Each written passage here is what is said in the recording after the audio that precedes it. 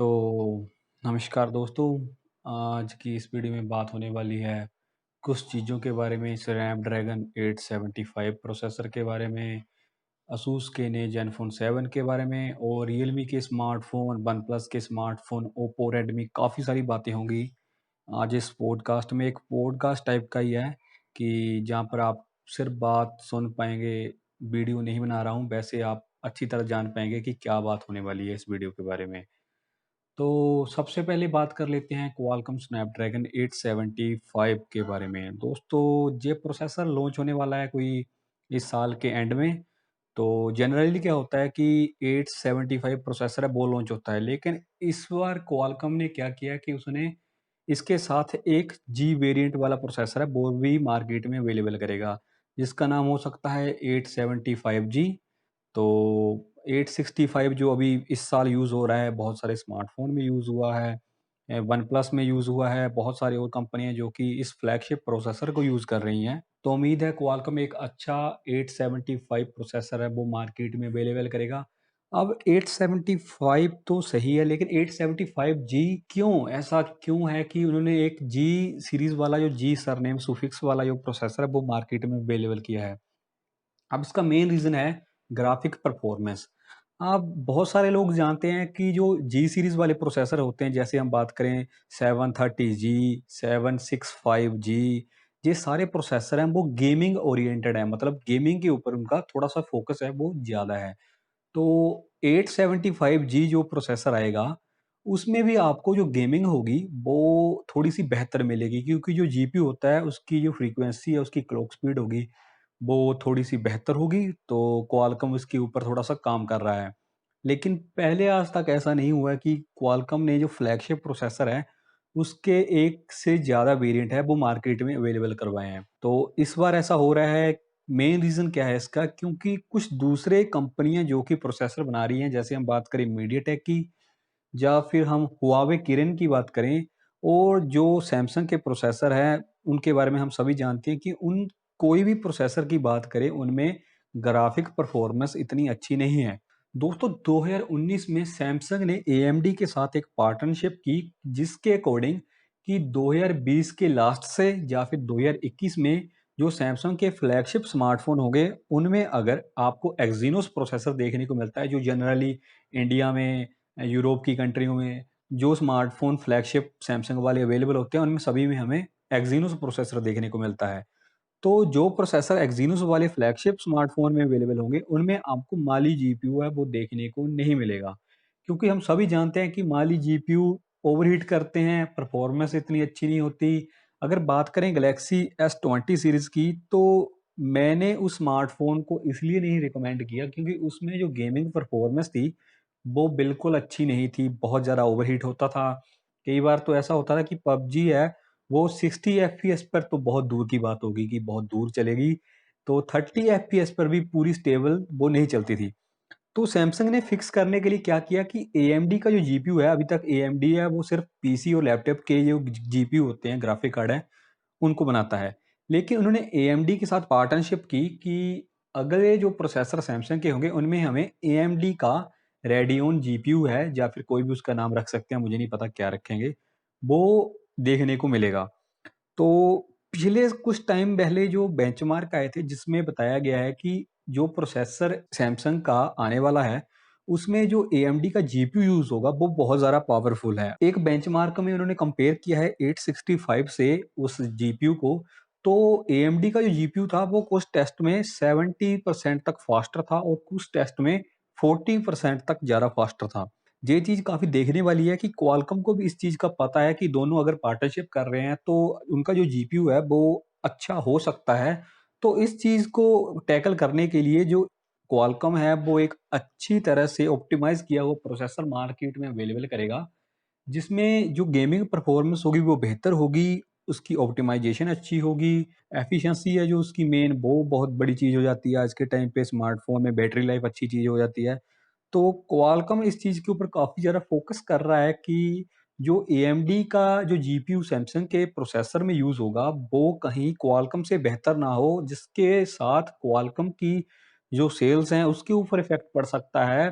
जो सैमसंग के लोग बहुत सारा स्मार्टफ़ोन खरीदना पसंद करते हैं, वो हो सकता है कि एक्ज़ीनोस प्रोसेसर के साथ जाना पसंद करें या फिर कुछ ऐसी बहुत चीज़ें बातें होती हैं, बहुत सारी बातें होती हैं, जो कंपनियों को अपने ध्यान में रखनी होती हैं। तो देखने से तो यही लग रहा है कि स्नैपड्रैगन का 875G प्रोसेसर होगा, वो मेनली कम्पीट करेगा एक्ज़ीनोस प्रोसेसर से, क्योंकि उसमें जो ग्राफ़िक परफ़ॉर्मेंस होगी, वो सीधा कॉम्पिटिशन एक-दूसरे का ही है। तो देखने से तो यही लग रहा है कि दोनों का जो मेन पर्पज़ है, वो गेमिंग का है और एक-दूसरे से कॉम्पिटिशन के लिए ये दोनों कंपनियाँ बिल्कुल तैयार हैं। उम्मीद करते हैं कि 2020 के लास्ट में या फिर 2021 में जो स्मार्टफ़ोन लॉन्च होंगे, उनमें हमें बेहतर परफ़ॉर्मेंस देखने को मिलेगी और ऐसी बहुत सारी चीज़ें हैं जो हमें देखने को मिल सकती हैं। तो उम्मीद करते हैं कि ऐसा ही अच्छा प्रोसेसर दोनों कंपनियाँ मार्केट में अवेलेबल करवाएँ। तो दोस्तों अब बात कर लेते हैं एसस ज़ेनफ़ोन 7 सीरीज़ की। तो एसस ज़ेनफ़ोन 6 या जो 6G नाम है उसका,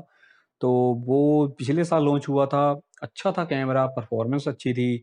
तो स्मार्टफ़ोन में थोड़ा-सा कह लीजिए कि प्रॉब्लम नहीं कह लीजिए, कुछ लोगों को अच्छा नहीं लगा कि उसका जो फ्लिप आउट मैकेनिज़्म था, उसकी परफ़ॉर्मेंस के बारे में लोग इतना अच्छा परफ़ॉर्म करेगा। क्योंकि उस स्मार्टफ़ोन का जो फ्लिप कैमरा था ना, उसको बारे में लोग ये सोचते थे कि अगर कहीं फ़ोन गिर गया, तो हो सकता है कि वो डैमेज हो जाए और उसके लिए बहुत ज़्यादा पैसे लगें। तो लोगों को ऐसा भी लग रहा है कि ज़ेनफ़ोन 6 जो स्मार्टफ़ोन था, वो उसका कैमरा तो अच्छा था, लेकिन जो उसका जो फ्लिप आउट कैमरे वाला जो सिस्टम था ना, वो लोगों को इतना अच्छा पसंद नहीं आया या कुछ भी कह लीजिए।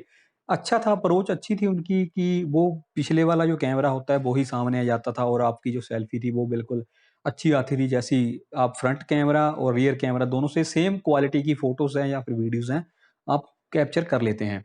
तो इस बार जो असूस ज़ेनफ़ोन या फिर एसस ज़ेनफ़ोन 7 सीरीज़ आएगी, उसमें सेम मैकेनिज़्म का यूज़ होने वाला है। सिस्टम सेम रहेगा, फ्लिप आउट कैमरा है, ऐसा अभी तक तो देखने को यही मिला है। तो किस तरह से कंपनी इसे इम्प्रूव करती है, क्या करती है, उसे स्टेबल बनाती है या फिर कुछ चेंजेस करती है, ये तो अभी तक नहीं पता चला है। लेकिन प्रोसेसर जो बात करें इस स्मार्टफ़ोन में यूज़ होगा, वो स्नैपड्रैगन 865 होगा और जो रैम होगी वो 10 टू 12 जीबी और बेस वेरिएंट मेरे हिसाब से 8 जीबी रैम के साथ आएगा और जो स्टोरेज है वो 128 जीबी से शुरू होगी उसकी, तो उसके आसपास होने वाली है। बैटरी तो कंफर्म हुई है कि 5000 मिली एम्प पावर के आसपास है, तो बैटरी कैपेसिटी फास्ट चार्जिंग मिल रही है, तो जो सेम आपको देखने को मिलता था वो ही देखने को मिलेगा। लेकिन इस बार स्मार्टफोन में आपको जो कह लीजिए एमोलेड डिस्प्ले है वो देखने को मिलेगी। तो पिछली बार एलसीडी डिस्प्ले थी, इस बार आपको एमोलेड मिल रही है देखने को, तो बहुत अच्छी इंप्रूवमेंट है। बहुत लोग कह रहे थे कि उनको एमोलेड डिस्प्ले चाहिए स्मार्टफ़ोन में। स्मार्टफ़ोन थोड़ा-सा महँगा होने वाला है क्योंकि जो एमोलेड डिस्प्ले है वो टिपिकली जो एलसीडी पैनल होते हैं उससे डबल प्राइस पर या फिर दुगने प्राइस पर आती है, तो स्मार्टफ़ोन डेफ़िनेटली महँगा होने वाला है। तो देखते हैं कि स्मार्टफ़ोन कब लॉन्च होता है और उम्मीद करते हैं स्मार्टफ़ोन की कैमरा क्वालिटी बहुत इम्प्रूव होगी, पहले से बेहतर होगी। कैमरा सेंसर कौन-सा यूज़ करते हैं? सोनी का ही होगा, पिछली बार भी सोनी का ही यूज़ किया था। तो ऑप्टिमाइज़ेशन के ऊपर बहुत बड़ी बात आ जाती है कि कैसे ऑप्टिमाइज़ करते हैं। तो देखते हैं कि ये स्मार्टफ़ोन कैसे परफ़ॉर्म करते हैं। तो दोस्तों आप हमारे चैनल के साथ जुड़े रहिए, आपको बेहतर जानकारी मिलेगी। कोई भी अपडेट्स आती हैं हम आपको बता देंगे। तो आगे बात कर लेते हैं वन प्लस 8 स्मार्टफ़ोन के बारे में, 8T के बारे में, 8T प्रो के बारे में। तो दोस्तों 8T स्मार्टफ़ोन की बात करें तो ये स्मार्टफ़ोन मेरे हिसाब से अक्टूबर-नवंबर तक लॉन्च हो गए। स्मार्टफ़ोन में आपको क्या देखने को मिलेगा, जो प्रोसेसर की बात करें ना वो 865 प्लस स्मार्टफ़ोन प्रोसेसर है, वो भी मार्केट में अवेलेबल नहीं है, वो इन स्मार्टफ़ोन में देखने को मिलेगा। अब कंपनी हर टाइम क्या करती है कि जब टी सीरीज़ वाला जो स्मार्टफ़ोन है वो लॉन्च करती है, वो उसका जो प्राइस है ना वो पिछले साल वाले या फिर कह लीजिए पिछले स्मार्टफ़ोन से थोड़ा-सा कम रखती है, क्योंकि लोग अट्रैक्ट हों स्मार्टफ़ोन को खरीदने के लिए और जो सेल्स होती हैं वो मेंटेन रहे। उसका जो इश्यू होता है ना सेल्स का भी, सेल्स कैसी रहती हैं वो मेंटेन रहे। तो मेरे हिसाब से जो वन प्लस 8 है ना स्मार्टफ़ोन, वो 42,000 के आस-पास है, उसका बेस वेरिएंट है वो बिक रहा है और 45,000 के आस-पास एक दूसरा वेरिएंट है वो बिकता है। तो जो वन प्लस 8T स्मार्टफ़ोन होगा, उसका प्राइस मेरे हिसाब से 40,000 के आस-पास रखेंगे। 39 हो सकता है, 38 हो सकता है, पता नहीं क्या होगा, लेकिन इन दोनों के आस-पास 40,000 के आस-पास होगा। तो कैमरा इम्प्रूव करेंगे डेफ़िनेटली मेरे हिसाब से टेलीफ़ोटो लेंस इस बार प्रोवाइड करेंगे वन प्लस 8T में, क्योंकि वन प्लस 8 में नहीं था टेलीफ़ोटो लेंस, तो 8T में होगा। कैमरा सेंसर चेंज करेंगे मेरे हिसाब से, क्योंकि बहुत समय से सोनी IMX 586 सेंसर यूज़ कर रहे हैं अपने स्मार्टफ़ोन में। तो वो भी चेंज करेंगे। अगर बात करें OnePlus 8T Pro की, तो क्या हो सकता है कि स्मार्टफ़ोन में आपको कुछ ऐसी चीज़ें या फिर फ़ास्ट चार्जिंग का फ़ीचर, ये जैसे कह लीजिए 65 वॉट की फ़ास्ट चार्जिंग या फिर 100 वॉट की फ़ास्ट चार्जिंग, कुछ ऐसा फ़ीचर देखने को मिलेगा। मतलब किसी तरह से उसे अलग करेंगे OnePlus 8T से, तो तभी लोग 8T Pro खरीदेंगे, क्योंकि उसमें कुछ डिफ़रेंस होने वाला है। डिस्प्ले का थोड़ा-सा फ़र्क हो सकता है। तो देखते हैं ये स्मार्टफ़ोन क्या-क्या स्पेसिफ़िकेशन के साथ आते हैं। बहुत जल्दी मार्केट में लीक्स आने तो शुरू हो जाएँगे कि दोनों स्मार्टफ़ोन के स्पेसिफ़िकेशन क्या हैं, इनमें हार्डवेयर क्या है, बैटरी लाइफ़ क्या है। ऐसी बहुत सारी चीज़ें देखने को हमें अगले टाइम में देखने को मिल जाएँगी। तो आप देखते हैं कि क्या स्पेसिफ़िकेशन, क्या प्राइस के साथ ये स्मार्टफ़ोन लॉन्च होते हैं। तो दोस्तों आगे बात कर लेते हैं रियलमी के स्मार्टफ़ोन, रेडमी के स्मार्टफ़ोन, ओप्पो, वीवो। मैं इन चारों कंपनियों के बारे में एक साथ ही बात कर लेना चाहता हूँ। पिछले कुछ समय से इन कंपनियों के साथ एक चीज़ सामने आई है कि प्राइवेसी का जो इश्यू है, इन चाइनीज़ कंपनियों के साथ, टिपिकली मैं इन चारों की बात कर रहा हूँ, कि प्राइवेसी का इश्यू इन चारों कंपनियों के साथ काफ़ी ज़्यादा आ रहा है कि कंपनियाँ जो यूज़र का डाटा होता है, उनकी प्राइवेट इन्फॉर्मेशन है, उसे शेयर करती हैं, वो उतनी ज़्यादा प्राइवेट नहीं है। तो एक तरह से लोग बायकॉट कर रहे हैं चाइनीज़ प्रोडक्ट को, मेनली इन 4 ब्रांड का। अगर बात करें रेडमी, रियलमी की, तो इन स्मार्टफ़ोन में कुछ ज़्यादा ही देखने को मिल रहा है। ओप्पो और वीवो के साथ अभी तक इतना ज़्यादा नहीं आया, लेकिन उनके ऊपर भी काफ़ी सारी एलिगेशन है कि वो भी करते हैं ऐसा। लेकिन अगर ये कंपनियाँ किसी न किसी तरह से अपने जो प्राइवेसी वाला इश्यू है उसे सॉर्ट आउट कर लेती हैं, या फिर कुछ ऐसी चीज़ लेके आती हैं जिससे कन्फर्म हो जाता है कि वो जो यूज़र का डाटा है उसे किसी तरह से हार्म नहीं कर रही, या फिर उसका मिसयूज़ नहीं कर रही, तो ऐसी कोई प्रॉब्लम नहीं है कि लोगों को ये स्मार्टफ़ोन पसंद ना आए। अभी तक ये सारी कंपनियाँ अच्छे स्मार्टफ़ोन मार्केट में अवेलेबल करवा रही हैं, लेकिन जो मेन इश्यू है वो प्राइवेसी का ही है।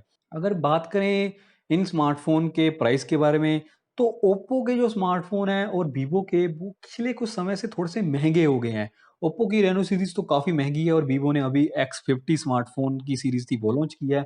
उनका प्राइस भी बहुत ज़्यादा है। एक स्मार्टफ़ोन का प्राइस है जिसका नाम X50 का प्राइस 35,000 के आस-पास है, और दूसरे का 50,000 के आस-पास है। लेकिन जो हार्डवेयर है वो उतना अच्छा नहीं है, कैमरा के ऊपर ही सारा फ़ोकस कर दिया है। लेकिन स्मार्टफ़ोन का जो हार्डवेयर है वो 35,000 के आस-पास नहीं है, 20,000 के स्मार्टफ़ोन में आपको वो सेम हार्डवेयर देखने को मिल जाता है। लेकिन अगर आप कैमरा के लिए ही इतने ज़्यादा पैसे खर्च कर रहे हैं, तो मेरे हिसाब से कस्टमर के पास बहुत ज़्यादा ऑप्शन है। वो काफ़ी सारे स्मार्टफ़ोन मार्केट में अवेलेबल हैं, उनसे चूज़ कर सकता है और आपको एक बेहतर कैमरा देखने को मिल जाएगा। अब सेम अप्रोच के साथ ओप्पो चल रहा है। अगर आप कैमरा के लिए चाहते हैं तो आप ओप्पो रेनो सीरीज़ खरीद सकते हैं। ओप्पो रेनो 4 स्मार्टफ़ोन बहुत जल्दी मार्केट में अवेलेबल होंगे। मेन फ़ोकस कैमरा है। हार्डवेयर के ऊपर इतना ज़्यादा फ़ोकस नहीं करते। पहले भी कह चुके हैं, अभी इतना अच्छा फ़ोकस उनका नहीं होता हार्डवेयर के ऊपर भी। वीवो और ओप्पो लगभग एक जैसे हैं, क्योंकि पेरेंट कंपनी इनकी एक ही है। तो रियलमी और रेडमी भी काफ़ी अच्छा काम कर रहे हैं, लेकिन जो प्राइवेसी वाला इश्यू है वो उनका सेम ही रहेगा।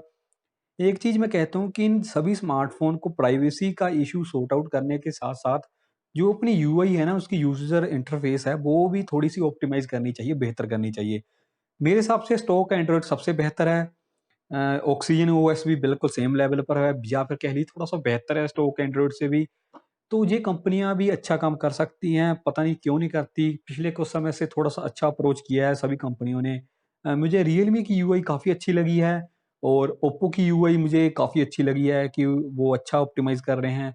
अभी रेडमी भी कुछ ऐसा कर रहा है, लेकिन जो एड्स वाला सिस्टम है वो रेडमी का बिल्कुल अच्छा नहीं है, सभी कंपनी को बंद करना चाहिए। अगर आप एड्स को बंद करके अपने स्मार्टफ़ोन का प्राइस ₹500 इंक्रीज़ कर देते, तो मेरे हिसाब से बहुत सारे लोगों को फ़र्क नहीं पड़ता। मेन फ़र्क है कि एड्स हैं वो बहुत गंदी है, वाहियात है, एड्स आपको प्रोवाइड करती हैं वो। मैं क्या कहूँ उनके बारे में, आप जानते ही हैं। मेरे पास भी एक एमआई का या रेडमी का स्मार्टफ़ोन था। मैंने भी उसे थोड़ा देर यूज़ किया, वो एड्स ने बहुत ज़्यादा मुझे भी परेशान करना शुरू कर दिया, तो मैंने उसे जो सॉफ्टवेयर है उसका, उसको मैंने चेंज कर दिया। एमआई यूआई से मैंने पिक्सेल जो एक्सपीरियंस रोम था उसे फ्लैश किया, अभी तक मुझे कोई भी ऐसा इश्यू देखने को नहीं मिला है। तो आप भी ट्राई कर सकते हैं, लेकिन मैं रिकमेंड करता हूँ कि अगर आपके स्मार्टफ़ोन की जो वारंटी है वो ख़त्म हो गई है, तभी आप पिक्सेल एक्सपीरियंस रोम है वो फ्लैश करें, उसे यूज़ करें। नहीं तो अदरवाइज़ आपकी जो वारंटी है वो ख़त्म हो जाएगी, तो इसका कोई ख़ास बेनिफिट आपको देखने को नहीं मिलेगा। तो दोस्तों ये कुछ ऐसी बातें थी जिनके बारे में मैं बात करना चाहता हूँ। तो दोस्तों आज आपके साथ जो भी बात हुई है, आपका इस बारे में क्या विचार है? आप नीचे कमेंट करके बताइए। तो आप क्या सोचते हैं कि कंपनियाँ किस अप्रोच के साथ 2020 में स्मार्टफ़ोन लॉन्च कर सकती हैं या फिर 2021 में? तो आपसे ऐसे ही बात होती रहेगी आगे भी हमारे इस चैनल पर। आपको ऐसी और सारी बातें सुनने को मिलेगी। मैं नई वीडियोज़ के साथ आपके सामने आने वाला हूँ। थोड़ा-सा मेरे पास कैमरे का कोई इश्यू है कि मैं कैमरे के साथ शूट नहीं कर पा रहा हूँ, लेकिन मैं अपना कैमरा बहुत जल्दी अपग्रेड करूँगा और आपको बेहतर क्वालिटी की वीडियो वो देखने को मिलेगी और आपको रिव्यू भी देखने को मिलेंगे, बहुत जल्दी होने वाला है। तो दोस्तों उम्मीद है आप हमारे साथ ऐसे ही बने रहेंगे। तो मिलते हैं आपसे अगली वीडियो में।